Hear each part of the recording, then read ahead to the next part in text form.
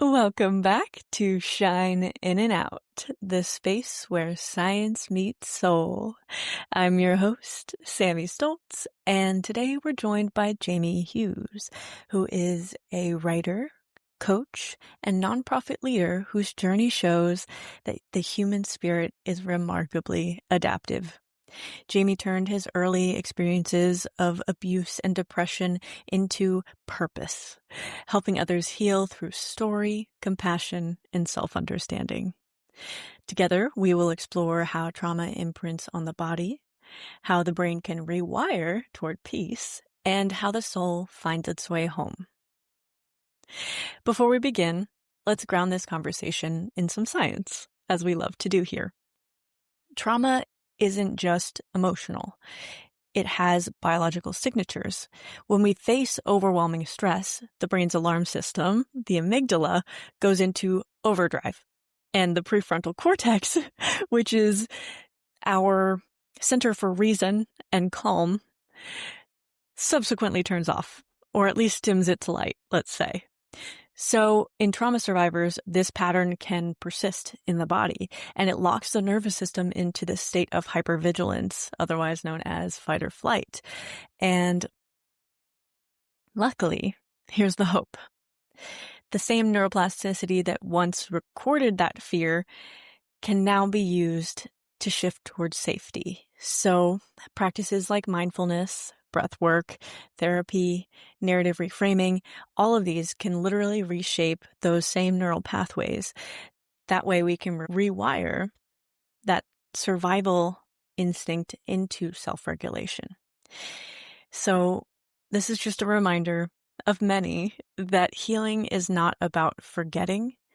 It's about teaching the body that the danger has passed. Let's jump in. Jamie, welcome. Thank you for having me here. Of course. I'd like to start with all the way at the beginning. What moments and realizations led you to start sharing your story publicly? Wow. Just to go back to the beginning, as you say, I was as a child, experienced major trauma, abuse, depression growing up. So all of those things fed into my lifelong pursuit of healing for myself. And then as I began to do more of that intentionally and began to study psychology, I knew that I wanted to help others. I just didn't know how. And so that part kind of grew as well. It kind of grew, I guess, at the same time as my healing. That's beautiful. I actually have a note on my desk that says something along the lines of that, like, I will be taught how to heal others as I am healing myself. So that's really beautiful. Yes. That's a good and quote. Yeah. beautiful that you took it into that positive, first of all, developing that love of developing yourself, right? That self-growth, I think having that mindset is one of the most powerful things, because from there, there's nothing that can stop you from getting better every day. Yeah. And I think I know, at least for me and for many people I've talked with, when you're in the middle of struggles, whatever that might be, whether it might be growing up in an abusive home, dealing with trauma, struggling with a mental illness, when you're in the middle of those things, you don't see that picture at the end. It's not something that you're sitting there thinking, okay, yeah, I'm going to, grow and heal, and I'm going to learn all this stuff to help other people. A lot of times you're just in survival mode.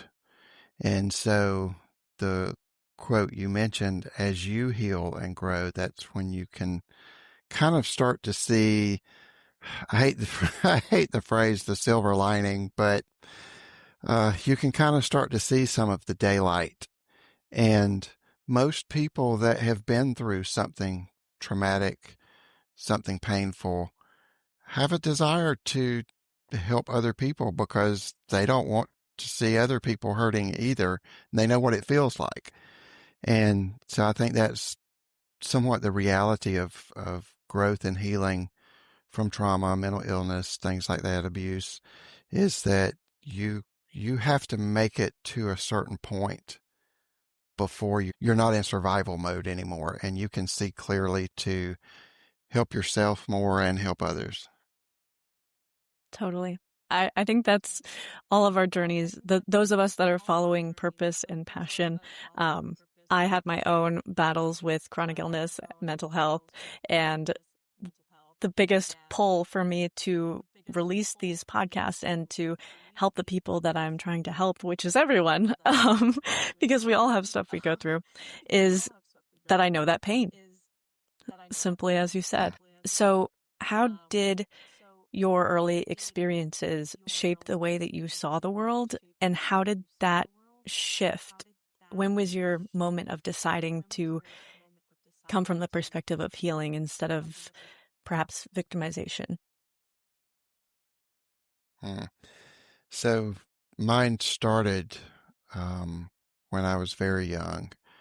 Um, my mom was single. My mom and dad got divorced when I was like a year old, and it was obviously very nasty because I never even saw my dad as a child. I didn't even know I had a father. And I know that sounds like I'm just being sarcastic, but I'm being very serious. There were no pictures. There was no names mentioned. It was non-existent. So it was just me and my mom. My grandparents on her side, I definitely had a great relationship with them. We lived close to them for a long time. And then when I was 8 years old, my mom started having some health problems. She ended up going into the hospital for some tests. And one Saturday morning, when I was sitting on my bed watching cartoons, my grandmother came in and sat beside me and said, "She's not coming back." And she passed away when I was 8 years old. Oh, So that trauma, obviously, like anybody, you know, had a huge impact on my life. And that was the loss of the person that loved me and took care of me. And that was the only parent I knew.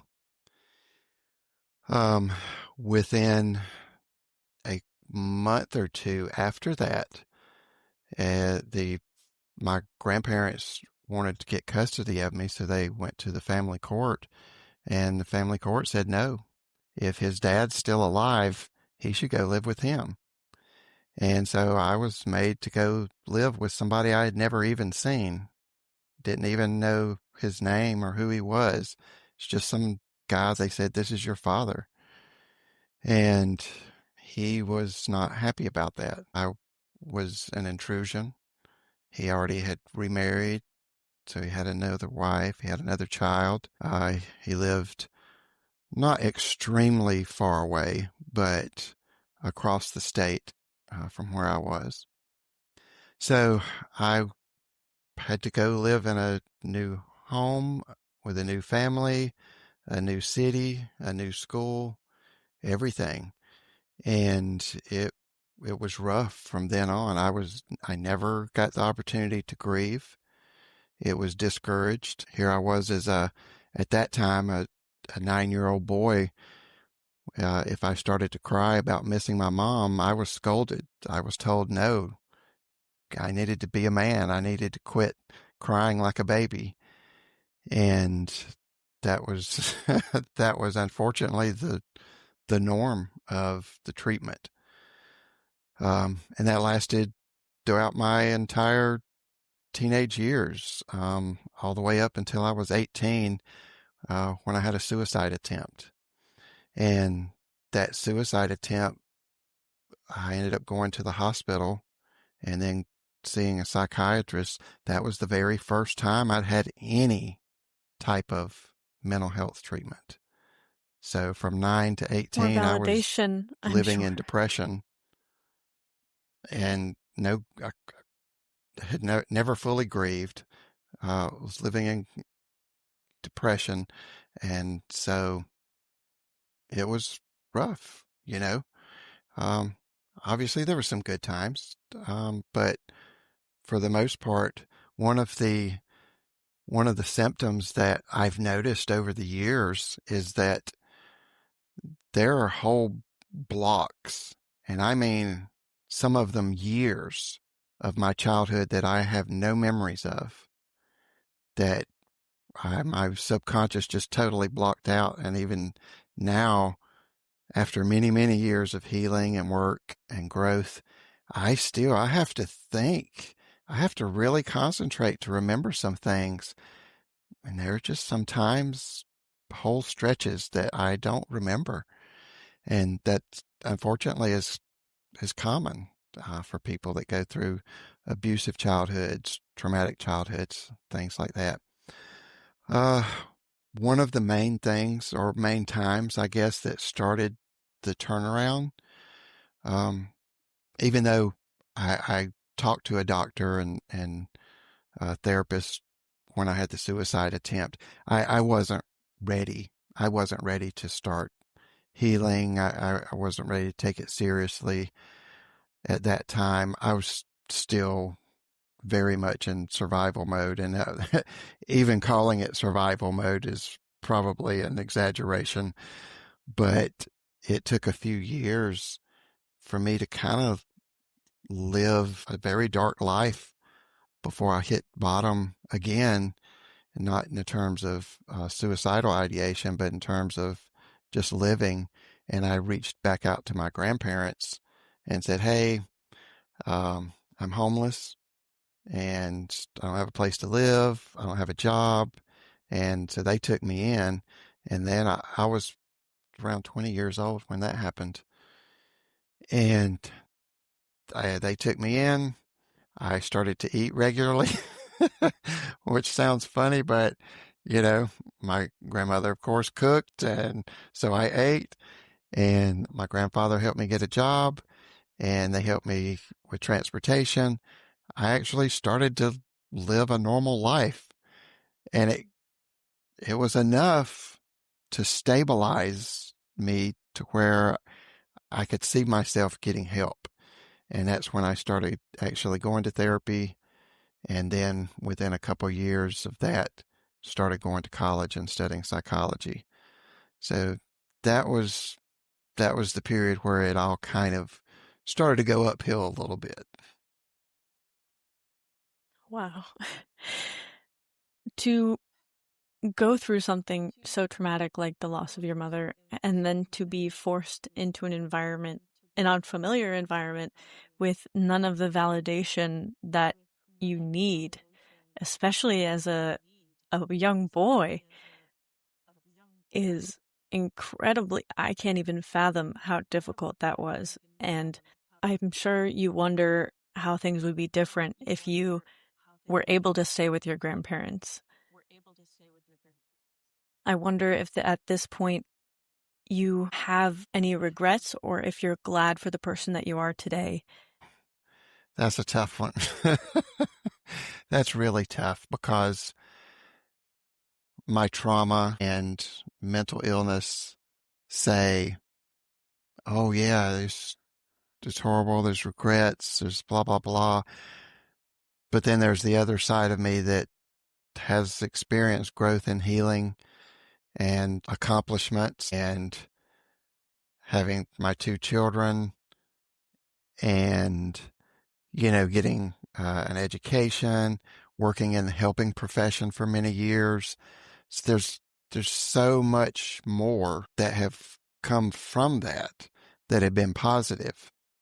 There's still that shadow there, but I think overall there's no denying that I wouldn't have been able or probably even willing to help the people I've helped if I hadn't have come through those circumstances. I probably would not have gravitated towards psychology, wouldn't have got my bachelor's degree, wouldn't have got my master's degree, wouldn't have studied and researched the topics I did, wouldn't have written 4 books to help other people with mental illness. I certainly wouldn't have done all that if I hadn't gone through those experiences. I wouldn't have had the motivation to. I wouldn't have had that desire, like I said earlier, about knowing what it feels like. So wanting to help others share in what I've learned, share the not just the academics, but the wisdom of growth. So yeah, I I'm very proud of what I've gone through and where I'm at now, As you but should there be. are still times where there's that little shadow that wants to peep up and say, "Hey, yeah, but." So, and Of I course. think that's common with anyone, even after a lot of healing and growth. If you went through years and years of trauma or abuse or sickness, you're almost never going to be 100% free from those memories and from the effects that it's had on you. Yeah, and even, there have been a lot of times when I'm like, oh, I'm going backwards. Like, I thought I healed from this because something keeps popping back up. But it's really your body wasn't ready to handle all of it. And so we're going to tackle a little bit at a time, and it's not going backwards. You're always moving Mhm. forward. Um, and I love what you said, the distinction between the wisdom of growth versus the knowledge that you can share to help people, because absolutely. Everything that I've been through, I am grateful for, in the sense that I would not be able to help people the way that I do. I would not be able to understand the people that I want to help. And I wouldn't be so abundantly inspired every day to create a world where people don't suffer in the way that I did. So Mhm. when you were talking about having your children, it makes me think about how every generation we get better, right? Whether because we want to keep things or absolutely do the opposite of what our parents did. So I'm curious, as a father, what your focus has been. As somebody who wasn't validated for your feelings, are you very validating of your children and stuff like that? Oh yeah, probably too much sometimes. So and they're both older now and in their 20s but when they were young, I intentionally kept speaking to myself in that, okay, here's how I want to raise them. Here's how I want to give them what I didn't get in terms of encouragement, validation, like you said, letting them know their worth, their value, their importance. And so I tried my best to do those things. And nobody's perfect. And, you know, a lot of times as parents, we have guilt, regardless of our background. We have guilt about uh, things I did, things I didn't do, things that went wrong. And that's just normal life. I mean, it just is.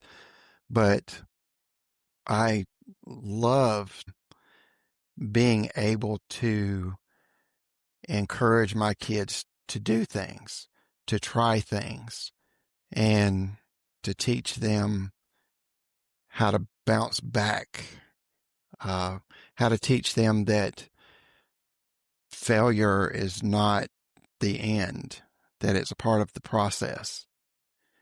And all those things that I didn't learn growing up. I didn't have anyone to teach me those things. The only thing I had that was taught to me was that I was worthless, that I was a failure, that I was unwanted. So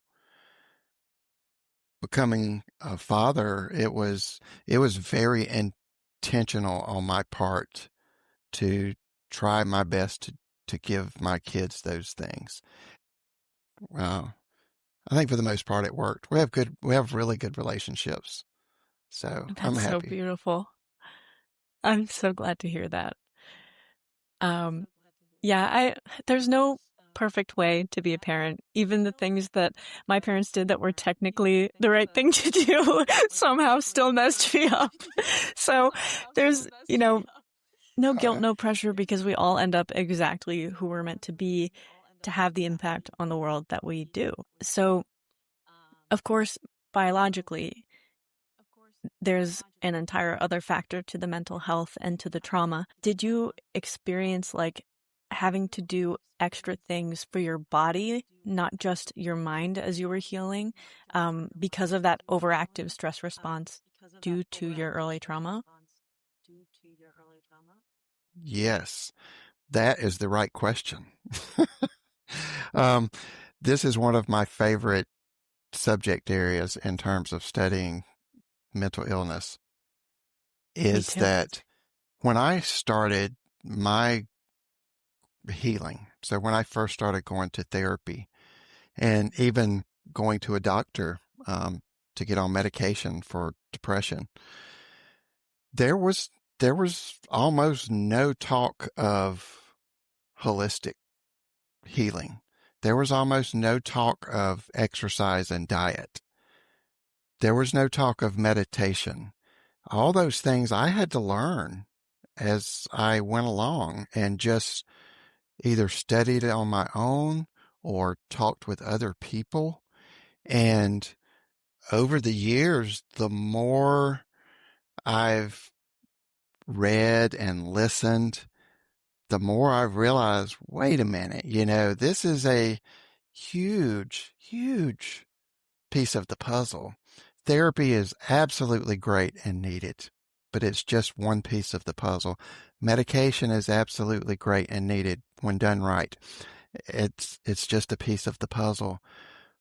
But there's so much more when it comes to exercise. You mentioned your body's response. So something that we've learned a lot over the past few decades in psychology is that it's not just your mind. So when you have something that's, whether it's trauma, whether it's a mental illness, it's not just a repressed memory. It's not just your brain thinking a certain way and your subconscious. Your nervous system throughout your entire body stores this stuff, and it changes the way your body produces, or at least the amount it produces, of hormones and neurotransmitters that all have an effect on your mental health. Um, you hear about the gut brain connection. That's become very popular, which it should be. Your gut microbiome produces good, healthy bacteria, which helps regulate and produce dopamine, which goes to affecting mental illness. I have ADHD. If you know anything about ADHD, it's an issue Yeah, tied I to do. dysregulated dopamine. And if you have ADHD, it's almost guaranteed you probably have some gut issues. Could be like IBS. It could be acid reflux. It could be just anything because they're tied hand in hand. And your nervous system produces cortisol. When you go through a traumatic event, your body ramps up cortisol to help you either evade or defend from that traumatic event, whatever it is. Well, if you experience that over and over again, your body kind of gets stuck. And so now you're always producing cortisol. So now you've got anxiety because you've got this, response system overactive in your body. It's like having a gas pedal in a car and putting a brick on it. It just stays there. And so, yeah, the diet and the exercise part of mental health is so underrated. It should be the very top of what's recommended for treatment, along with other things. Again, all of these are pieces of the puzzle, but especially when it comes to holistic care with diet, exercise, meditation, journaling, things like that. Those are things you can do and you can do every day that will have long-term effects, and year after year after year, Your symptoms are less. They happen less. They're less severe. You learn how to regulate yourself so that even when things still happen, because life still happens, you're so much more equipped to respond to things instead of just react. So yeah, I love that question. It's the best. And I love your answer. I am all about the holistic healing. I When I was on my own journey with mental health and physical health, I refused to take medicine until I handled all of those things first, because odds are that is a huge cause of any type of dysregulation. Like you said, the gut microbiome. I mean, what percentage of your serotonin is made in the gut? It's insane. People don't think about that. And same thing with dopamine.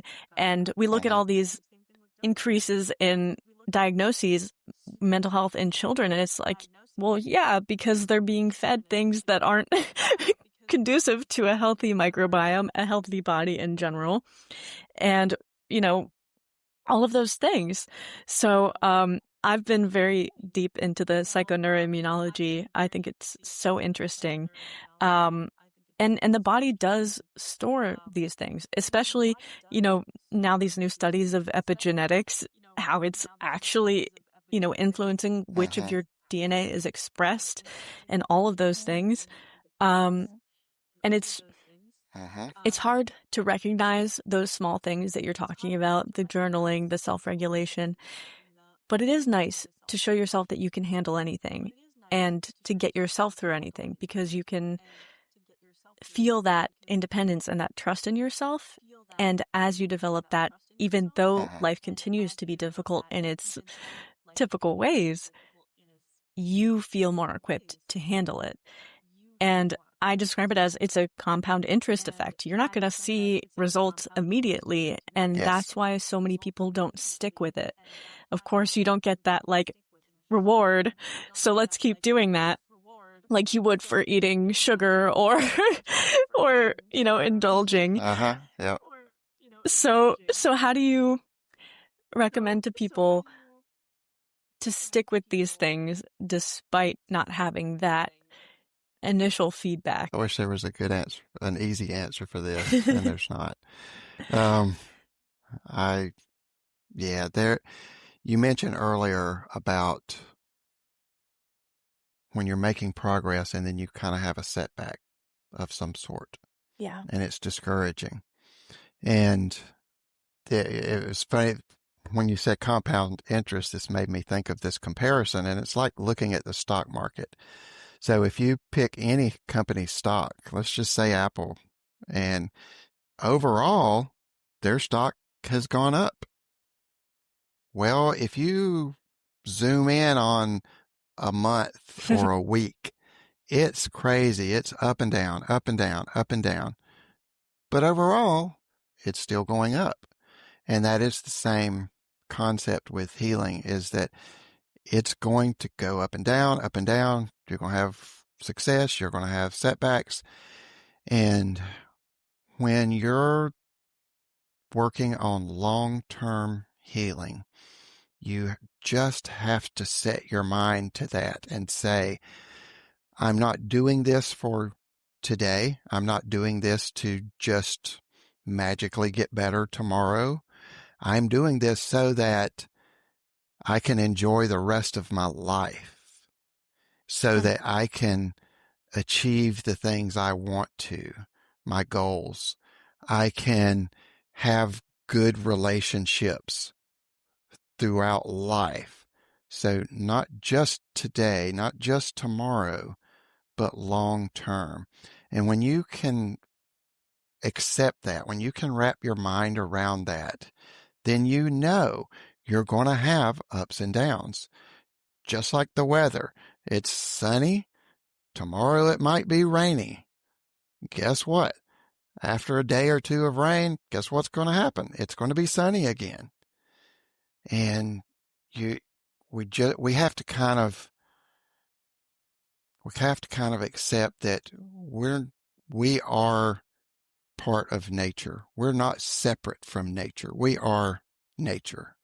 We're a part of it. Just like any tree, any fruit, any animal, we're a part of where we live. So we go through the same cycles, same growth, death, ups and downs as anything else. And that's normal. And I know when you've been through something painful, when you've been through maybe even years of anxiety, depression, PTSD, physical disease, whatever, you just want it to go away. You want it to be fixed. You don't want to have to go through the ups and downs. But people that look like they don't have any of these problems, guess what? They have those ups and downs too. That is actually the norm. That is normal life. So committing to something, first of all, is just committing to the fact that it's going to be long term, not just now. The other key piece, I think, that, and a lot of people, I think, teach this well in terms of coaches and therapists and teachers, is to take small steps. So just take that next one step. So for instance, we'll look at diet or exercise, either one. Both of those are kind of easy to understand. If you said, okay, well, if fixing my diet is going to help my mental health, then tomorrow I'm going to go in my kitchen. I'm going to throw away all the sugar, all the cookies. I'm going to throw out all the soda. I'm going to throw out all the bread that's got styrofoam particles in it. I'm going to throw, and I'm going to go to the store and I'm going to buy oranges, broccoli, chicken, and that's it. That's not going to work. You might do that for a day or two, but you're not going to stick with that. Nobody is. I don't care what anyone says. That's not realistic. So pick one thing. Pick one thing. Say, okay, well, I drink sodas almost every day. Okay, well, let's start cutting back on that. Because we know for a fact there's thousands and thousands of studies that show how bad sodas are for you. So can we cut that back to, let's start with, I'm allowing myself 1 can or 1 cup of soda a day for this week or the next 2 weeks. Then in 2 weeks, okay, now I'm going to cut that back to 3 times a week. Maybe on the weekends I can have soda. You have to take it in pieces, in small pieces. You will make more progress. It will give your body and mind time to adjust so that it feels natural. Same with exercise. You're not going to go to the gym tomorrow and spend 3 hours running on the treadmill, lifting, deadlifting 400 pounds, doing 400 jumping jacks. You're just not. You might, but you're going to kill yourself. You're going to regret it, and you're never going to do it again. Start with one thing. If you have a sedentary lifestyle and you want to make improvements, and you know that just exercising regularly is going to help you physically and mentally, start walking. Just say, okay, I'm going to start 30 minutes 3 times a week. That's all you have to do. Start with that.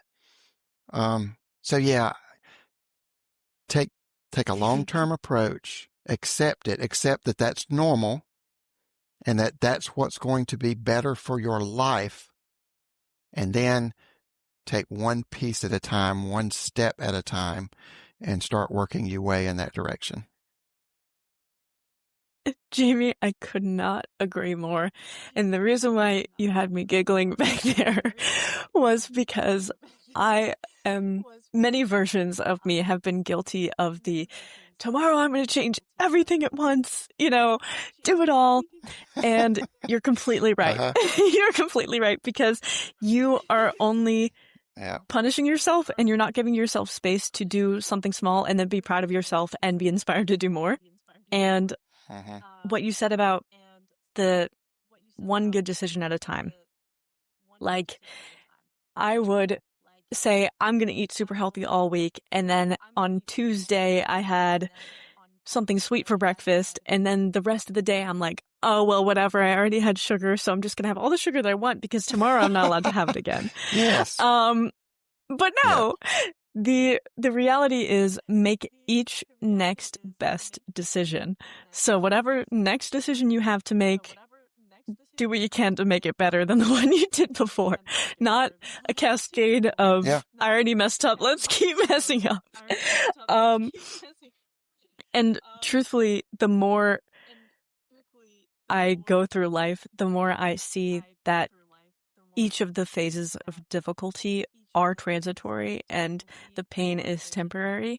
Uh-huh. But for the people that are first starting out, like if it's your first painful experience in life, it's very difficult to fathom that you're going to be able to get out of that. But we need to normalize the ups and downs. I, day by day, have ups and Yes. downs. I'm one day kicking butt at work, the next day absolutely dreadful.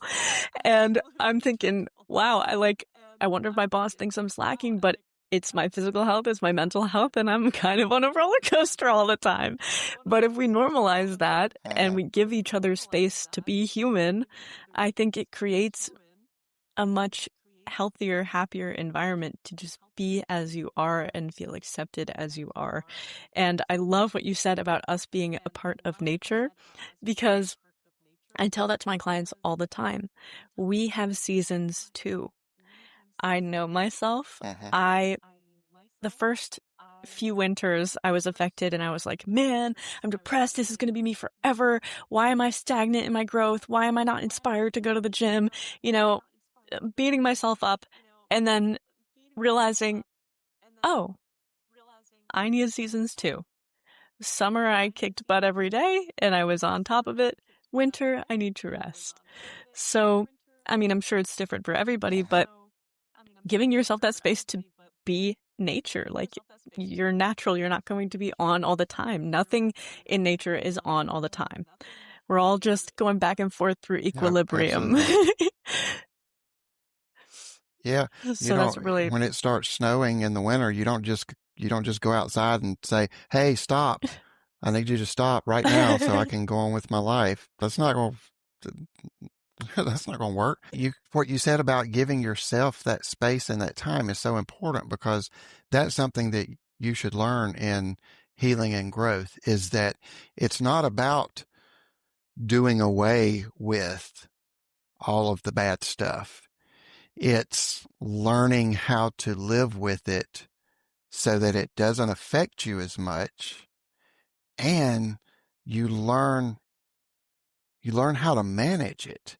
So, and I'll share this as an example, and I'll preface it right off the bat. This took many, many years of healing and growth, but my depression, you know, at some points was so bad that if I went into a depressive episode, it would last a month, 2 months, maybe longer.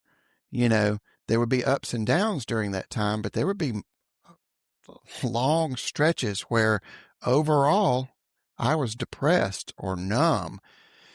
And after a time of that healing and growth, it started getting less and getting less and getting less, to where I ended up a few years ago. I mean, it's been a while, but I can distinctly remember where I reached a point that when I woke up in the morning, I could feel it in my body if I was going to have a depressive episode.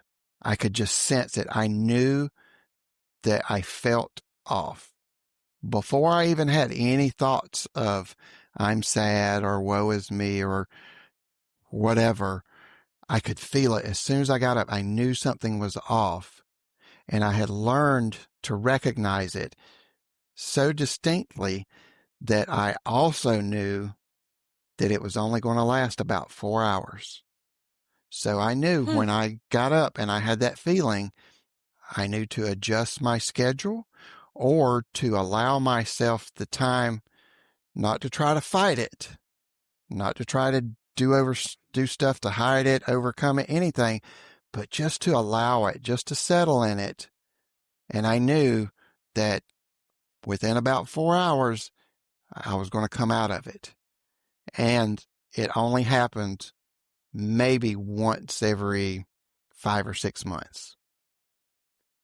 That's how Wow. attuned I had become because I took all those steps to healing and growth and to studying myself. And that's where I came out of all that with the saying that, become a student of yourself. This is the most important thing that you can do. If you can become a student of yourself, you can start recognizing things like triggers. You can start recognizing things like seasons, like you mentioned, because you're going to go through them. Just start recognizing them. And then you're like, oh, yeah, yeah, yeah. I see this is what's happening. I know how to deal with it now. It makes such a huge difference. Absolutely. And acknowledging the last time that you felt that way and how long it was. I think journaling is so helpful in that regard. If you're not somebody that can Mhm. keep up with it, that's totally fine. But when you get through those phases, taking a conscious moment to look back and say, I was so worried and it worked out, so that next time I'm that worried, I can tell myself it's going to work out. And that has been so helpful to me Yes. as a whole. I love that you're talking about working to understand yourself better and that giving yourself that space. It's truly what you resist persists, because your brain doesn't Mhm. understand the negative of things. It's like, don't focus on the fact that you're depressed. All it's saying is, it's like when you're biking and you're like, don't hit that pole, but you're looking at the pole and you hit the pole because you're so focused on the pole. So absolutely Yeah. giving yourself that space, not putting the pressure on it. And I'm curious, as a person with a family and knowing how it can affect you and your relationship toward them, have you developed tools, first of all, to preface how you're feeling that day or tell them how they can best support you? Oh yeah, absolutely. And that's a huge relationships in general when you have dealt with mental illness are just they're just difficult. Relationships are hard anyways, even for people that don't have mental illness or neurodivergence or trauma or anything else. Relationships are just hard anyways. So when you add something else on top of it, something that says internally, they don't love me, they don't want me, I'm just in the wrong all the time. It affects how you see yourself. It affects how you see the world around you. So relationships is something that definitely takes some effort and help. If you can get help from a therapist, a coach to work on those, it's worth its weight in gold. One of the things that I learned was to, one, be open and honest with the people I'm close to. So my kids, my best friends, so that if I'm in a relationship with someone, if it's at that point, at the correct time and point, I'm very open and honest. I here's kind of what I've struggled with, and it still comes back occasionally. And here's how I deal with it. Here is my cue. If I am having a depressive episode, they know if I say I'm just having a bad day, that's it. That explains to them why I may be acting odd, why I may be Hmm. quiet, why I may seem sad. If I'm sad for some specific reason, like, oh, I don't know, Iron Man died in the Avengers movie. Oh my gosh, I'm sad. There's a reason for that. I can articulate that. If Hmm. if it's from depression, it's just that general sadness. So there is nothing specific to tie it to. But I can say, I'm just having a bad day. They know what I mean by that because I've already told them that's what I mean by that. And they know that to say, is there anything I can do? And if I say nope, then don't do anything. Just know that in a few hours or tomorrow, I'll be fine. I'll be right back to normal. If there is Yeah. something I need, I'll try to say it. I'll try to say, like, I could just use a chat. I could just use a hug. I need coffee and ice cream. And I try not to abuse that, but um, It in works. other words, yeah, I, and again, these are all things that I've learned over time that help Yeah. me and that could help others. And you just have to be honest. And if you can give some kind of phrase like that, like I do, it's very helpful to the people around you because they're wondering, oh, you seem off today. Uh, something happened, something wrong.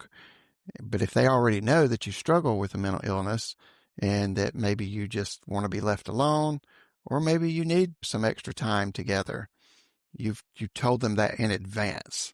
So they know what to do, Yeah. they know what questions to ask, or they know to just kind of back off and say, I'm here if you need me. So yeah, Exactly. I that's a, think a very important thing. it's a very powerful thing too. In a lot of relationships that I've seen and helped people through and been in myself, it's very hard for people not to take things personally. And that is one of the things that I teach, that very Uh-huh, rarely is anything personal, uh-huh. but from your lens, the only lens that you've ever lived through, of course, that's natural. So if you're somebody Yep. who's going through an episode, taking that extra moment to make it clear that it's not about them, so that they're not, you know, going through all of the what could they be mad about me for, all of those things. It allows them to be more helpful to you as well. And it I always say that you can't have love without understanding, because if you don't have understanding, you're going to be fearful. Are they mad at me? Is there a problem? Uh-huh, Is something going to blow up that I don't know about? So as soon as you provide that understanding, mutual understanding, I think it creates room uh-huh. for just the love. And that's what we need a lot of. So that's Yep. beautifully said. And like you said, it takes time to evolve. It takes time. First of all, you have to know yourself in order to tell other people what you need. You really do. And if you don't take that Yeah, time, absolutely. yeah. So I'd like to ask you about this fine line between believing that everything happens for a reason and seeing that silver lining versus validating emotions. Because I always had anxiety through the roof, but I grew up with it, so I was so used to it. But Uh-huh, when I had my first depressive episode, that was infinitely more difficult because I didn't know how to handle it. And like you said, it's uh-huh, sadness without cause. And my empirical mind is trying to run through what is wrong? How can I fix this? And there isn't an answer. Um, and uh-huh. it's infinitely more frustrating to try to figure out something that doesn't have an answer. So Yeah. I'm curious, with your patients or your clients and with yourself and your friends, how do you dance that line between what you're feeling is completely valid and let's sit with that, and also remember last time you felt this way and thought it would never end, it did. I think a big part of that is, you know, are you in survival mode? So, like you said, the first time you had a depressive episode, that's not the time to try to talk yourself out of it. That's not the time for CBT, cognitive behavioral therapy, which is reframing. That's not the time for that. Think of it just like a physical injury. If you just had a very severe cut to your arm or your leg, and you've got blood pouring out and it burns, that's not the time to think, oh, you know what? I'm going to get over this and I'm going to use my arm again. I'm going to walk again and I'm going to be fine and I'm going to win a marathon or swim or that's not the time for that. The time, what you need in that moment is care, emergency care, if that's the case. So when you're struggling, when you're in that part of the process, the take care of yourself first. Get the care you need first. All that other stuff will come later. Don't try to force yourself into believing something that your mind is not going to accept. Your mind is devastated. It's scared. It's hurt. It's angry. It's numb. It's all those things. It's not going to accept that, okay, yeah, well, if I just keep trying and if I keep a good attitude and in a few years I can actually write books about this and encourage it. It's not the right time. Just say, okay, what do I need right now? How do I sit with this right now? Do I just need to cry it out? Do I just need to go for a run? Do, uh, you know, do I just need to sit and watch TV for a couple of hours, find a movie that I like and just chill out? Do whatever I need in this moment to get through it. And then the very next step is, what do I need to get help with? I need to go to the doctor. Obviously, if my symptoms are overwhelming, then there's something dysregulated physically. I need to address that first. Once I can get kind of stabilized, then I'll have the energy, I'll have the strength, the calmness to think rationally and start getting treatment mentally and then going to a therapist, start researching and learning about whatever it is I'm dealing with, those type of things. Kind of goes back to what we were talking about in terms of diet or exercise. You start with one step. You just take that next step. It's just with mental health issues, and you just have to hang on at first. You have to hang on. Yeah. Maybe It's a it's better so easy to spiral. comparison is, yeah, maybe a better comparison is like if you're drowning, you're in the water, your first goal is not to learn how to drive a boat, a speedboat. Your first goal is not to learn how to do the breaststroke and the whatever else. I'm not a swimmer, so I'm going to butcher this, but that's not your first goal. Your first goal is just to survive. It's just to tread water. So just do that. Your next step Yeah. is ask for help. If you're treading water now, you're no longer drowning. Hey, can you throw me a life jacket? Can you pull me in? Ask for help. Then once you're in the boat or you've got a life jacket and you're no longer drowning, you're no longer having to tread water, you're kind of stable now. Now you can move on to that next step, to whatever it is you need to do next. So yeah, just be gracious with yourself.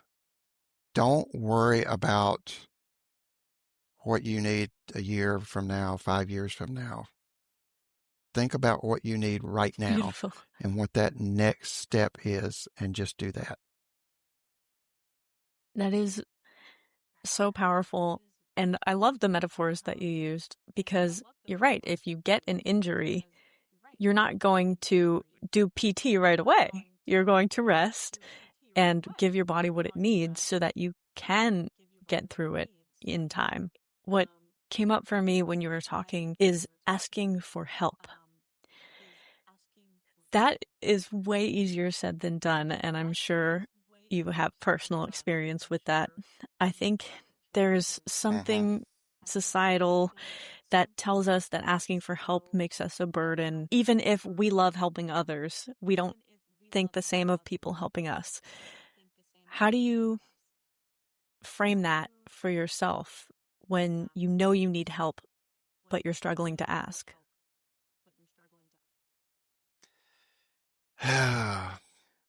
You can say this to someone, and we do. We say this all the time. If you need help, just reach out. If you need help, just let me know. There's every kind of help out there that is imaginable. Um, there's a suicide hotline. There's AA for addictions. There's your medical doctor. There's therapists. There's friends. There's family. It is so scary sometimes to actually take that step. It makes you feel more of a failure to ask for help than it does to deal with the troubles that you've already got. It's a difficult hill to climb. My suggestion for people is if you want better, if you want for your friends and family to have the better version of you, if you want to help people, if, like you said, if you would recommend to someone else that they would get help, then take your own advice. Just do it. It takes more strength to get the help you need than it does to just sit with the problem. So you will be a stronger, better person by getting the help. And Oh, yeah. people are people are going to judge you. People judge you when you do the right thing. Who cares if? Of course, they're going to judge you when they think that, oh, well, you're weak and you have to get help. Who cares? They judge everything and everybody all the time. That's just what people do. Just forget them. Yeah.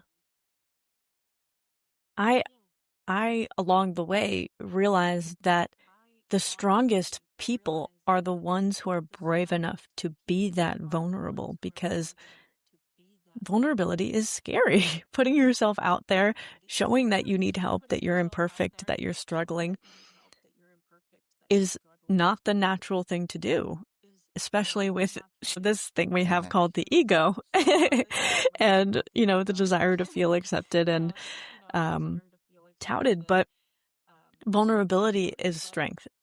It takes so much more Mhm. personal power to be fully yourself and to just let what happens after that happen. You're only responsible for your side of any relationship, is what I say. So if I do what I believe is right in asking you for help and you come at me with judgment or the opposite of what I need, okay, I did my part. The rest was your thing. Mhm. It has nothing to do with me. It has everything to do with your life up until this point and how you interpret things. Of course, it's easier said Mhm. than done to interpret it that way, but it's taken many years of reframing things for me to get to that place, and it is so much healthier. Yep. Yeah. So, for someone listening who is still in the thick of that survival, I think some people don't even know that they're living in survival mode. I sometimes observe in people that I love, and I know what it looks like because I was there, and I try to tell them, and they're like, "Oh, no, no, no. I'm good. Like, I'm good every day." And I'm like, "Oh, okay. Like, just let me know." So, if they're feeling stuck or hopeless and just not right, like they know that life should be easier or that it has been easier before in similar circumstances, but for some reason it is just an uphill battle, what would you want to say to them today? Trust your instincts, your first instincts. Because if you're having to make excuses, if you're having to change your story to cover up what you've experienced, what you're going through, what you feel, if you're having to say, I'm good, and there's that little tingle in you that knows that you're not, that you're just saying that, then trust your true instincts and your true self and talk to someone, find somebody, anybody, call an anonymous hotline or get online and join a group anonymously and just say, hey, look, here's what I'm struggling with, or here's what I've been through in my life. And other people that have been through the same thing will be very happy to listen. They'll be very happy to share their own experience and encourage you and give you the strength you need to do something different.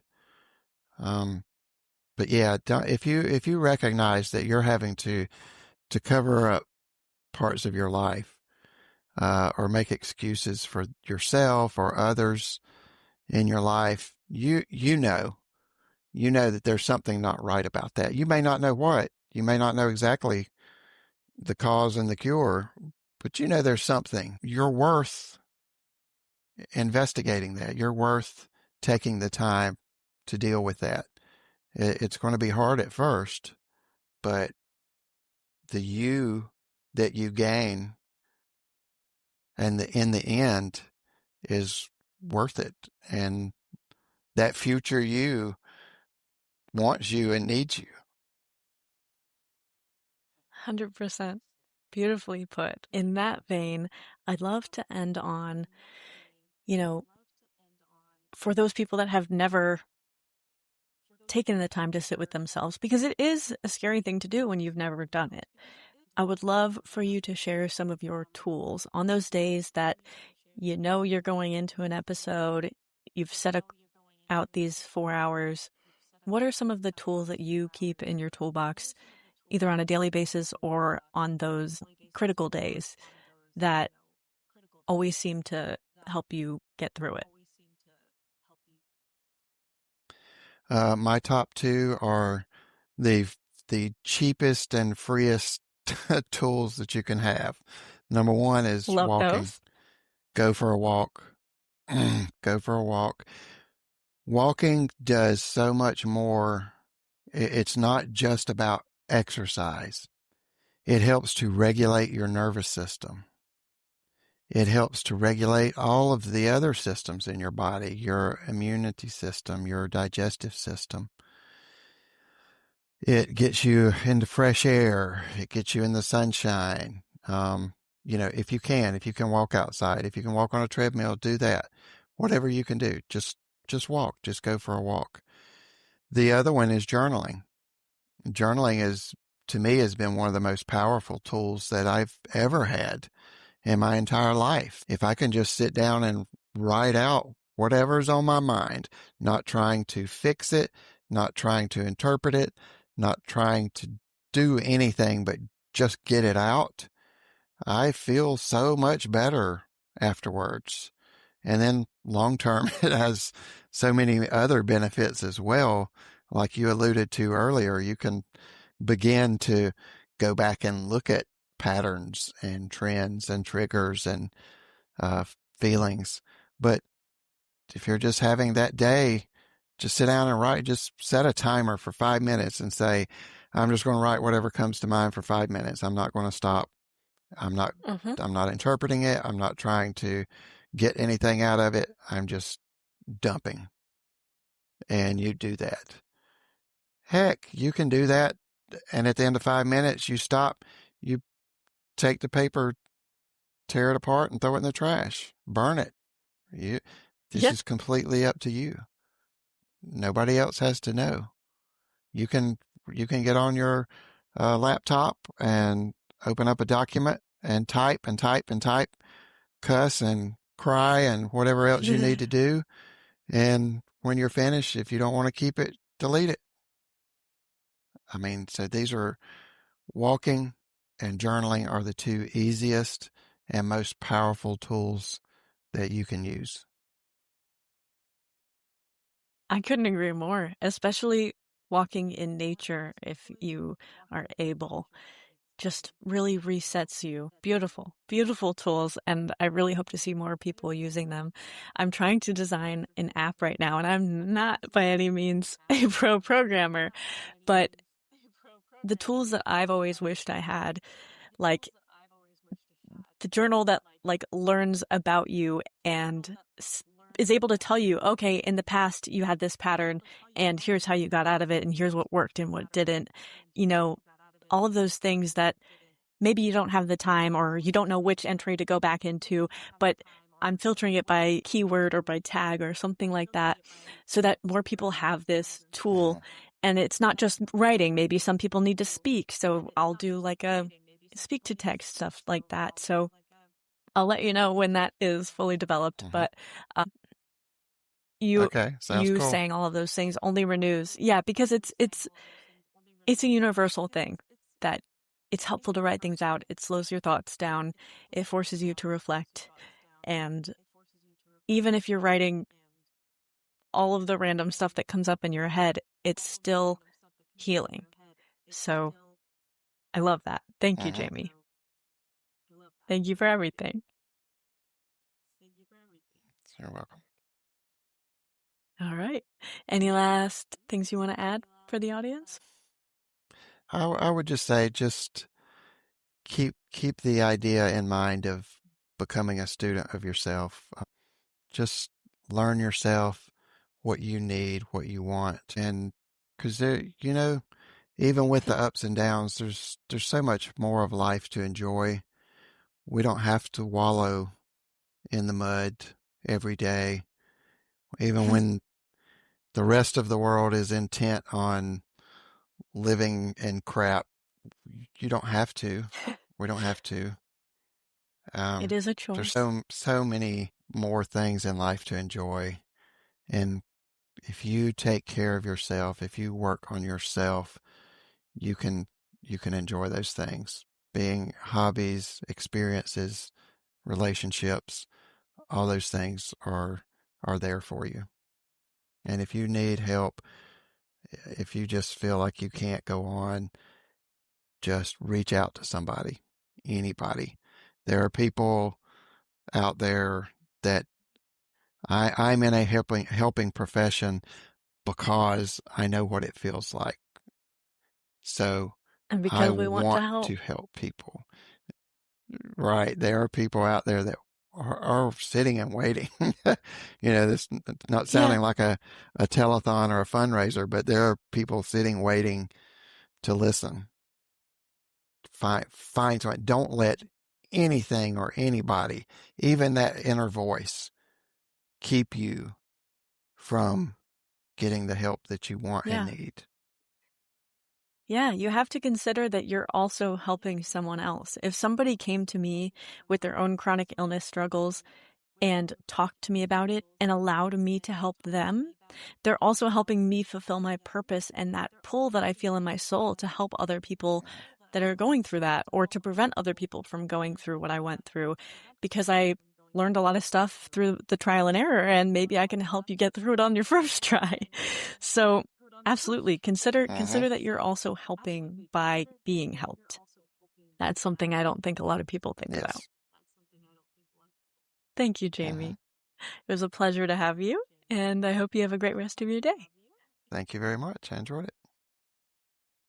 Take care. Jamie, thank you for sharing your courage and your truth here with us today. Your story reminds us that biology and belief are partners, that even when trauma shapes us, it doesn't define us. For everyone listening, healing isn't a destination. It's a dialogue between your body, your mind, and your soul. Your biology is malleable. Your mind is trainable, and your spirit is unbreakable as soon as you decide it is. You can connect with Jamie and explore his work through the links in the show notes. And if this episode resonated with you, please share it with someone who needs proof that the human heart can rebuild itself. This is Shine In and Out, where science meets soul. And until next time, stay curious, stay kind, and keep shining.